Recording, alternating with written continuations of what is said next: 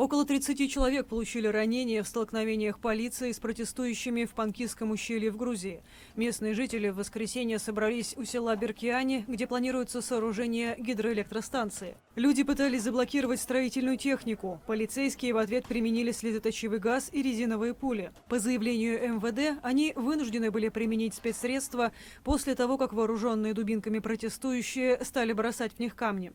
Жители опасаются, что сооружение ГЭС повредит окружающей среде, и они будут вынуждены покинуть свои дома. Власти заверяют, что опасности нет.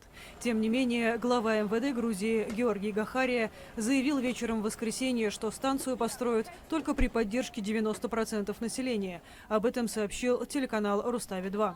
В настоящее время члены правительства обсуждают ситуацию со старейшинами. К урегулированию конфликта готовы подключиться президент Грузии Саломе Зурабашвили. В Панкисском ущелье Грузии проживают в основном кистинцы, этнические чеченцы.